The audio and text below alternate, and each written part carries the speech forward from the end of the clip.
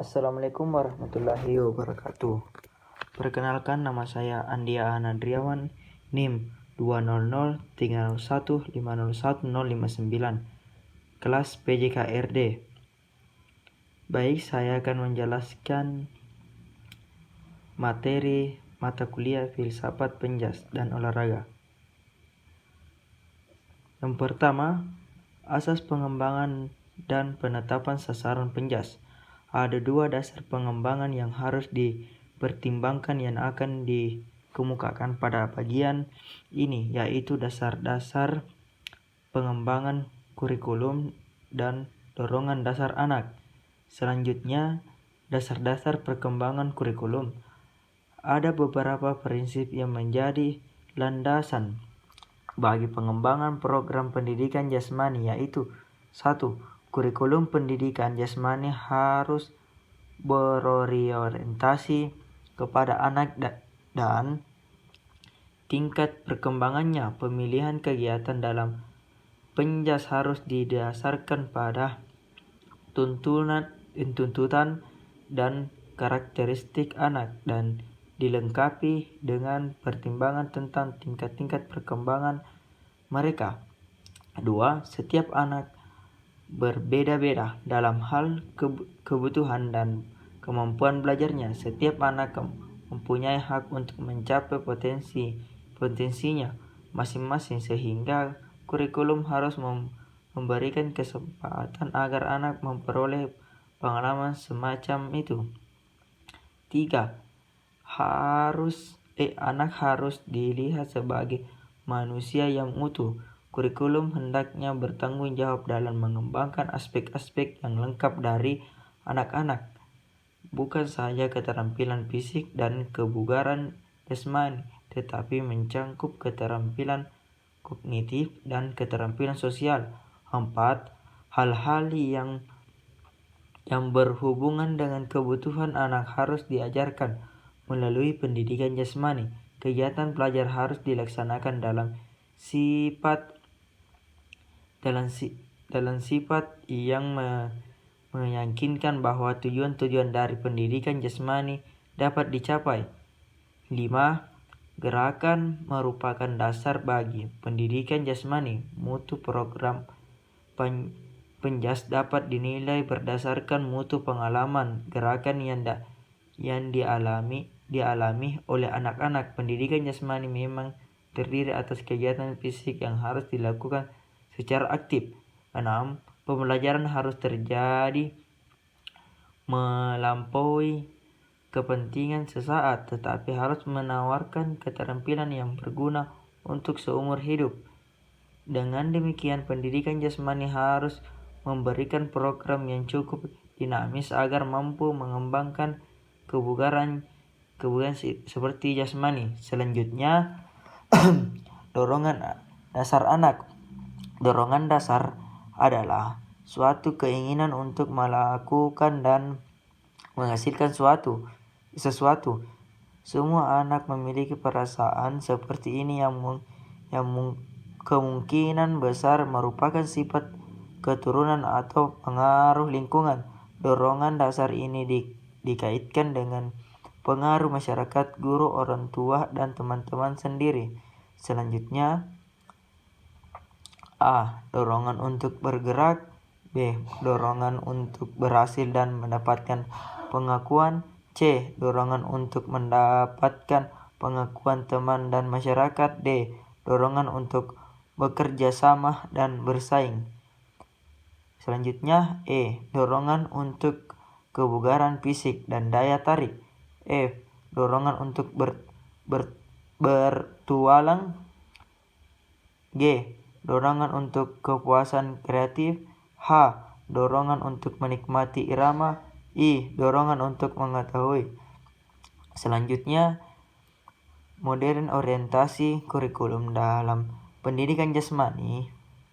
Di negara maju, pendidikan jasmani dilaksanakan dengan berorientasi pada model-model kurikulum yang berlaku. Model kurikulum inilah yang menentukan perbedaan tekanan terhadap program yang dilaksanakan. Apakah berorientasi pada peningkatan kesegaran jasmani atau keterampilan gerak. Semisal modern kurikulum sebagai berikut. Yang pertama, pendidikan gerak atau movement education. Pendidikan olahraga sport education. Pendidikan petualang adventure education. Pendidikan perkembangan developmental education. Pendidikan kebugaran fitness education. Pendidikan disiplin keilmuan olahraga atau kinesiological students. Selanjutnya itu ruang lingkup pendidikan jasmani berdasarkan pola pertumbuhan dan perkembangan anak serta berbagai karakteristiknya, maka dapat ditentukan program di tingkat SD sebagai berikut. 1. Kemampuan pengolahan tubuh. Kemampuan pengolahan tubuh merupakan kemampuan paling dasar yang dikuasai anak bersamaan dan berkembangnya pengetahuan tentang tubuhnya, termasuk di dalamnya adalah kesadaran tubuh dan geraknya. Ke dalam kegiatan ini dapat dirinci hal-hal khusus seperti A. Kesadaran tubuh. B. Kesadaran ruang. C. Kualitas gerak. Selanjutnya nomor 2. Keterampilan dasar. Keterampilan dasar adalah bentuk keterampilan yang bermanfaat dan dibutuhkan anak dalam kehidupan sehari-hari. Keterampilan ini merupakan ciri pelengkap yang penting untuk anak-anak untuk berfungsi dalam lingkungannya sehingga disebut sebagai keterampilan fungsional. Untuk kemudahan pembahasannya dalam modul ini, keterampilan dasar dibagi ke dalam 3 bagian, yaitu pertama A. Keterampilan lokomotor. B. Keterampilan non-lokomotor. C. Keterampilan manipulatif. Selanjutnya itu yang ketiga, keterampilan khusus yang terspesialisasi. Keterampilan yang terspesialisasi adalah keterampilan yang berguna dalam berbagai cabang olahraga di wilayah pendidikan jasmani lainnya. Keterampilan ini meliputi kegiatan dengan peralatan, misalnya senam alat, gerakan akrobik, tari-tarian, serta permainan khusus atau formal seperti sepak bola, bola voli, bola basket, dan lain-lain. Selanjutnya yaitu arahan pengembangan pembelajaran pendidikan jasmani. Setelah mengetahui ruang lingkup dari pendidikan jasmani, selanjutnya guru harus mampu melihat dan mendapatkan arah serta sasaran yang akan dikembangkan. Pedoman umum tentang arah dan sasaran ini diuraikan secara garis besar dalam bentuk 5 tujuan perubahan yang harus terjadi pada anak didik. Selanjutnya, kelima tujuan tersebut adalah sebagai berikut. 1. Murid menjadi sadar akan potensi geraknya. 2. Murid dapat bergerak dan tampil baik secara meyakinkan. 3. Murid mengerti dan mampu menerapkan konsep-konsep gerak yang berdasar. 4. Murid menjadi orang yang serba bisa dalam gerak. Murid menghargai olahraga yang menyehatkan. Selanjutnya itu rangkuman. Program yang harus dirancang untuk diberikan kepada siswa hendaknya didasarkan minimal pada 2 pertimbangan, yaitu pertama dasar